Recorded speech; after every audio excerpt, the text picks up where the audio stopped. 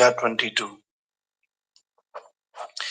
मृगेन्द्र इव विक्रांतो निसेव्यो हिमवानिव तितिक्षुर्वसुदेवासो सहिष्णु पितराविव। मृगेन्द्र इव विक्रांतो निसेव्यो हिमवानिव तितिक्षुर्वसुदेवासो सहिष्णु पितराविव। मृगेन्द्र इव विक्रांतो निसेव्यो हिमवानिव तितिक्षुर्वसुदेवासो सहिष्णु पितराविव। मृगेन्द्र इव विक्रांतो निसेव्यो हिमवानिव तितिक्षुर्वसुदेवासो सहिष्णु पितराविव। You can repeat. Hare Krishna. हरे कृष्ण प्रभु जी प्रणाम। मृगेन्द्र इव विक्रांतो निशव्यो हिमानवाः तितिक्षुर्वासुदेवशौ सहिष्णु पितरौ विवाह। हरे कृष्ण। मृगेन्द्र इव विक्रांतो निषेव्यो हिमवानिव तितिक्षुर्वसुदेवासो सहिष्णु पितराविव। Anyone else? हरे कृष्ण प्रभु जी। Yes. मृगेन्द्र इव विक्रांतो निषेव्यो हिमवानिव तितिक्षुर्वसुधेवासो सहिष्णु पितराविव। और कोई भक्त? हरे कृष्ण प्रभु जी दंडवत। मृगेन्द्र इव विक्रांतो निषेव्यो हिमवानिव वसुदेवासो सहिष्णु पितराविव। Okay, nice. So yesterday we talked about the divine birth of Sri Parikshit Maharaj from the womb of Srimati Uttara Devi. Today we will discuss the qualities which was inculcated in the Parikshit Maharaj from birth and was explained by the Brahmanas to whom Yudhishthira Maharaj gave the charity on the auspicious occasion of birth of Shri Parikshit Maharaj.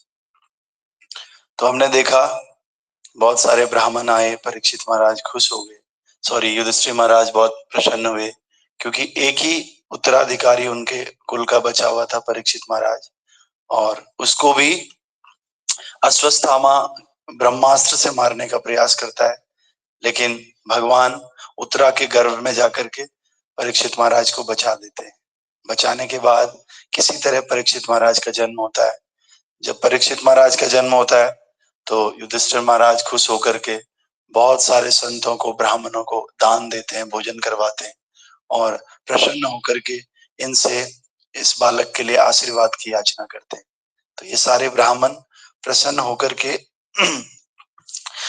Parikshit महाराज के भविष्य के बारे में बता रहे हैं कि ये भगवान विष्णु का बहुत बड़ा भक्त होगा, साथ ही साथ इसमें कोई संदेह नहीं है कि ये आपकी परंपरा का नाम फेमस करेगा, विख्यात होगा और ये उपलब्धियों से महिमा मंडित होगा।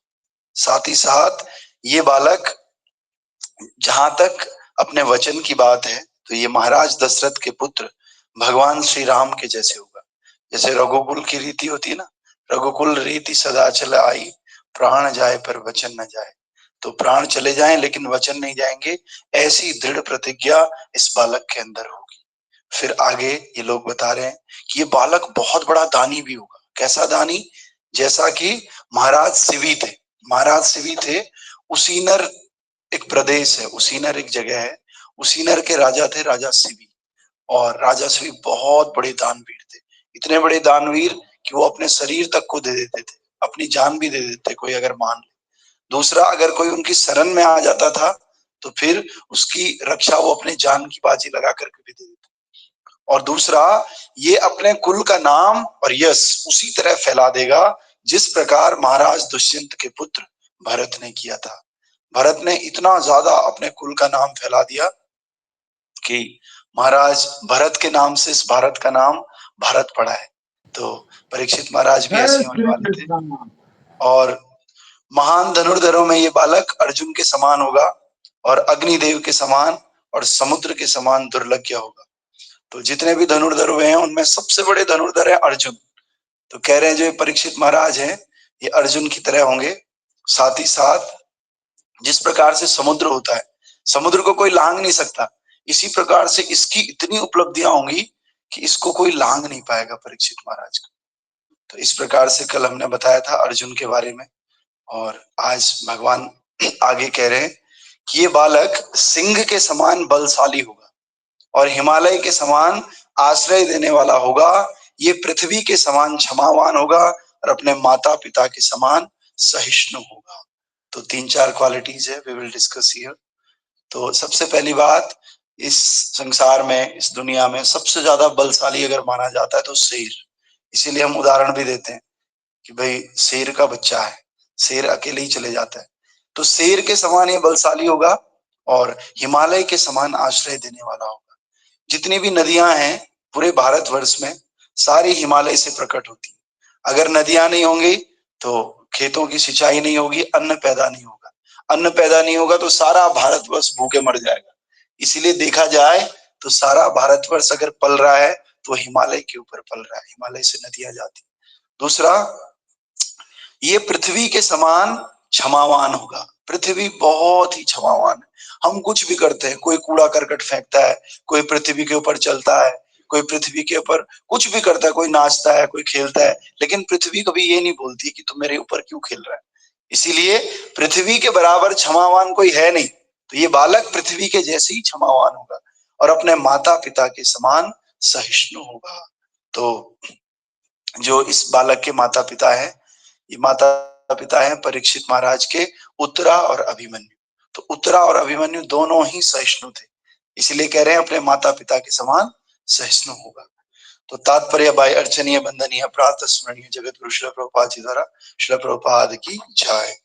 तो देखिए प्रभुपाद जी कैसे इस वर्ष को समझा रहे हैं। जब कोई शत्रु अपने शत्रु का पीछा करने में अत्यंत प्रबल होता है तो उसकी तुलना शेर से की जाती है। मनुष्य को घर में मेमना बने रहना चाहिए, लेकिन शत्रु का पीछा करते समय उसे सिंह होना चाहिए। जब मनुष्य अपने घर में रहता है ना तो उसको घर में बहुत ही नम्रता और विनम्रता के साथ रहना चाहिए, लेकिन जब वो शत्रु के पीछे भागता है ना तो उसे शेर बन जाना चाहिए। आदमी को देश काल और परिस्थिति के हिसाब से एक्ट करना चाहिए। जैसी परिस्थिति उस हिसाब से एक्ट करना चाहिए। घर में है तो घर वालों के सामने मेमना बना रहना चाहिए, लेकिन जब वो शत्रु का पीछा करता है तो उस समय उसको शेर बन जाना चाहिए।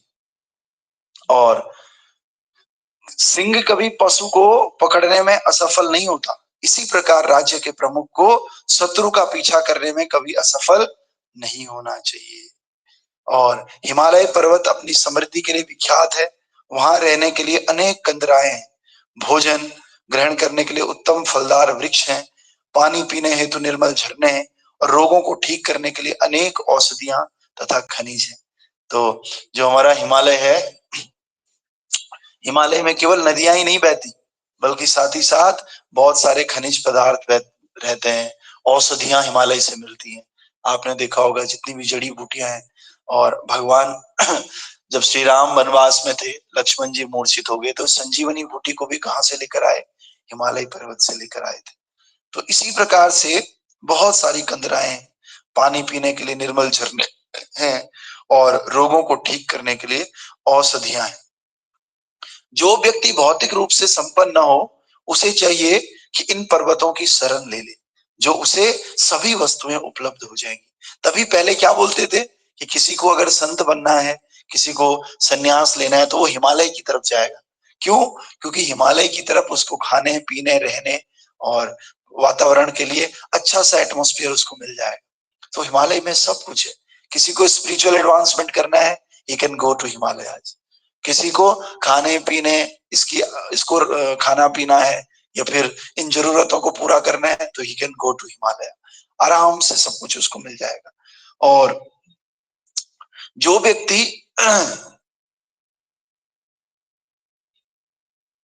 व्यक्ति भौतिक रूप से संपन्न हो उसे चाहिए कि इन पर्वतों की शरण ले ले, तो उसे सभी वस्तुएं उपलब्ध हो जाएंगी। भौतिकवादी और आध्यात्मिकवादी दोनों ही समान रूप से हिमालय की शरण ग्रहण कर सकते हैं। कोई ये नहीं कह सकता कि भाई कोई बाबा बनेगा, कोई सन्यासी बनेगा, तब जा करके ही वो हिमालय की तरफ जाएगा। नहीं, अध्यात्मवादी भी और भौतिकवादी भी दोनों हिमालय की शरण ले सकते हैं। पृथ्वी के निवासियों द्वारा पृथ्वी पर अनेक उत्पात मचाए जाते हैं। आधुनिक युग में लोग पृथ्वी की सतह पर परमाणु अस्त्रों का विस्फोट करने लगे हैं। दुनिया भर के युद्ध यहाँ होते हैं, दुनिया भर के एटम बम ये सब यहाँ पर फूटते हैं पृथ्वी के अंदर। फिर भी पृथ्वी इन निवासियों के उत्पातों को सहती रहती। जिस प्रकार एक माता छोटे बालक को क्षमा कर देती है, उसी प्रकार पृथ्वी भी अपने इन सब बच्चों को क्षमा कर देती है। माता पिता बच्चों के समस्त प्रकार के उत्पातों को सहते रहते हैं। आदर्श राजा में ये सभी उत्तम गुण होने चाहिए और बालक परीक्षित इन सभी गुणों से परिपूर्ण होने की भविष्यवाणी की जा रही है। Very nice. तो इसीलिए बालक परीक्षित में ये सब चीजें हैं ऑलरेडी। तो आगे कह रहे हैं, पितामह सम्मसामे प्रसादे गिरिशोमपः आश्रयः सर्वभूतानां यथा देवो रमाश्रयः। ये बालक मन की समता में अपने पितामह युधिष्ठिर या फिर ब्रह्मा जी के समान होगा। दानशीलता में ये कैलाशपति शिव के समान होगा। ये देवी लक्ष्मी के भी आश्रय भगवान नारायण के समान सबको आश्रय देने वाला होगा। The child will be like his grandfather Yudhishthira or Brahma in equanimity of mind. He will be munificent like the Lord of the Kailasa hill, Shiva, and he will be the resort of everyone like the Supreme Personality of Godhead, Narayana, who is even the shelter of the Goddess of Fortune. तो ये बालक जो है अपने पितामह की तरह होगा। मन की समता का मतलब आप समझते हैं?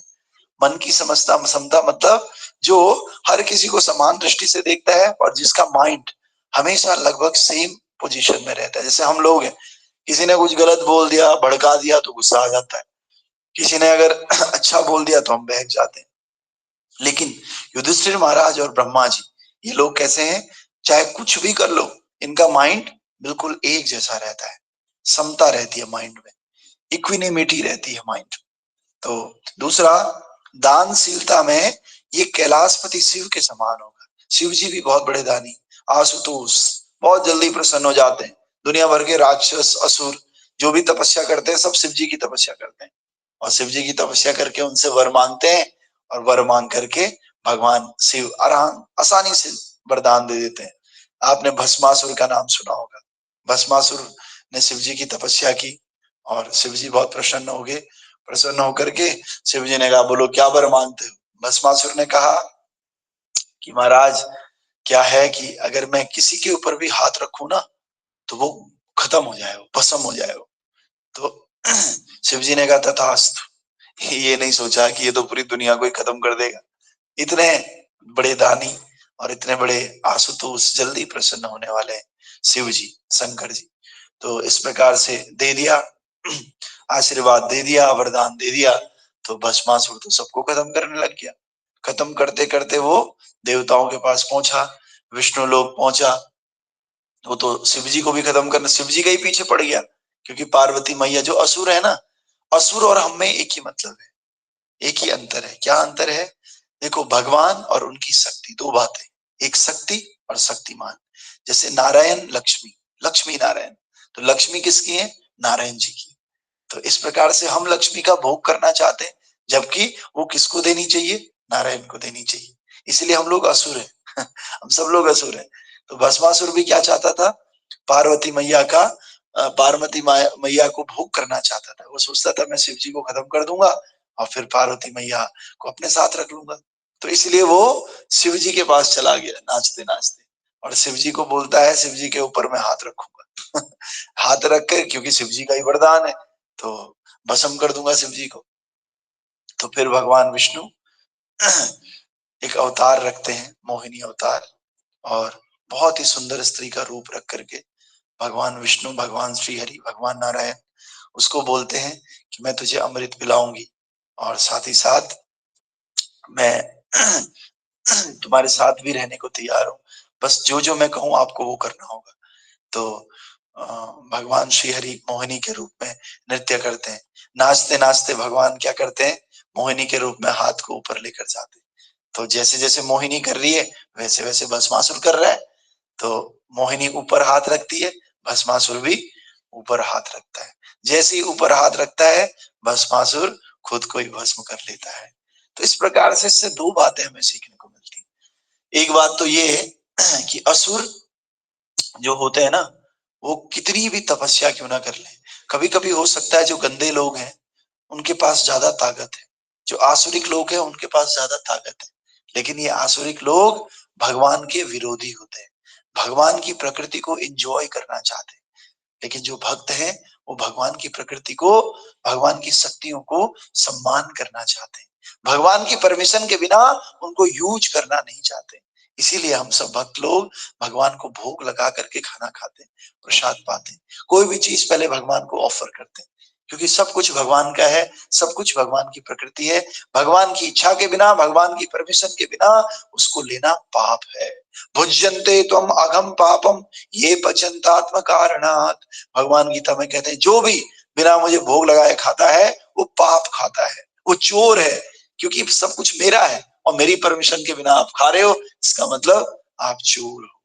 इसी प्रकार राक्षसों और देवताओं में यही अंतर है, देवता भगवान की परमिशन से सब कुछ करते हैं और असुर भगवान की शक्तियों को, भगवान की प्रकृति को भोगना चाहते हैं, भगवान विरोधी होते हैं।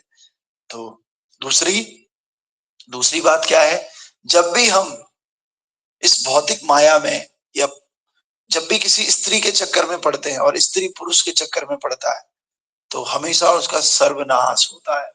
जैसे भस्मासुर अगर मोहिनी के चक्कर में नहीं पड़ता तो भस्मासुर भस्म नहीं होता, सबको खत्म करके वो राज्य कर लेता, पूरे देवलोक पे, इंद्रलोक पे, सब जगह उसका कब्जा हो जाता।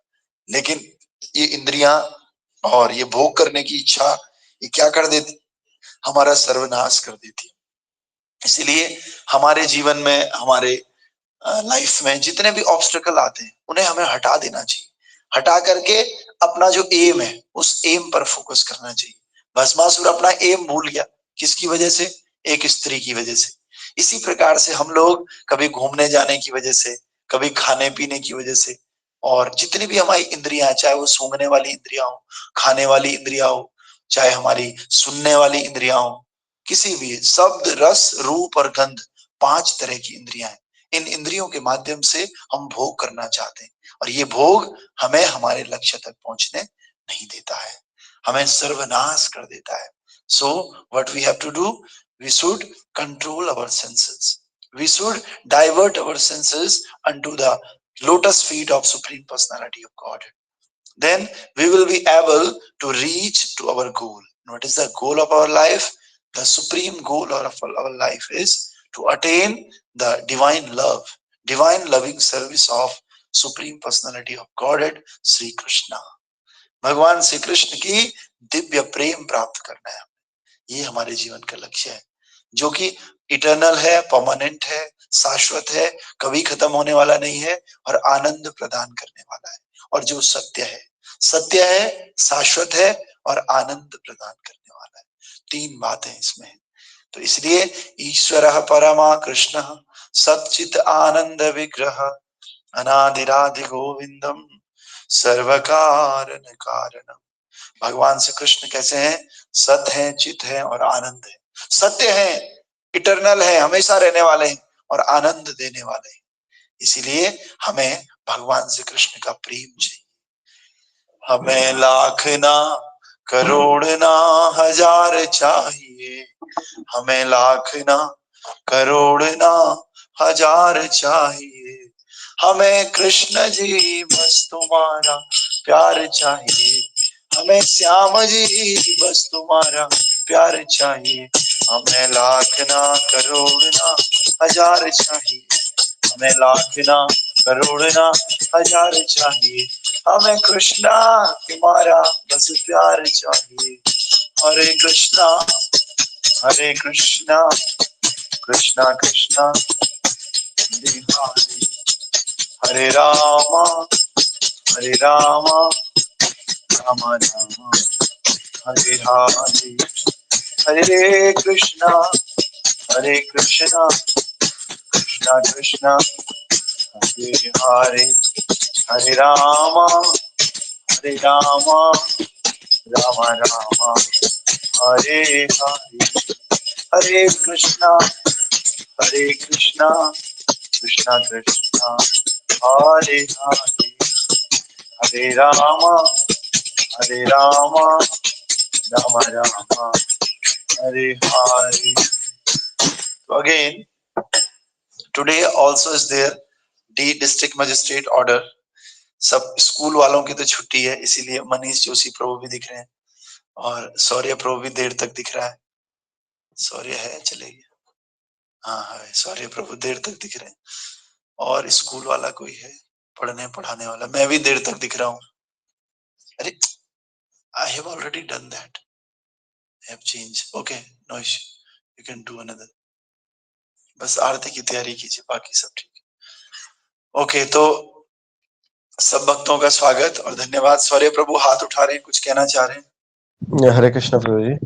यस प्रभु जी, मेरा एक क्वेश्चन था कि परीक्षित महाराज का मतलब जो पिछला जन्म था, उसमें परीक्षित महाराज क्या थे? मतलब कुछ लिखा है क्या भागवतम में इसके बारे में? भागवतम में तो नहीं लिखा हुआ है परीक्षित महाराज के बारे में, ऐसा कुछ नहीं लिखा हुआ है. लेकिन अभिमन्यु का लिखा हुआ है कुछ कि वो क्या थे, मुझे याद तो था. हाँ, चंद्र के बेटे थे अभिमन्यु जो है पिछले जन्म में. Otherwise I will study some other scriptures and all. Okay. Yes प्रभु जी. परीक्षित महाराज का भागवतम में अभी मैंने तो पढ़ा नहीं. किसी और ने पढ़ा हो तो ही और सी कैन टेल मी. पढ़ा है किसी और ने, बता सकते हो.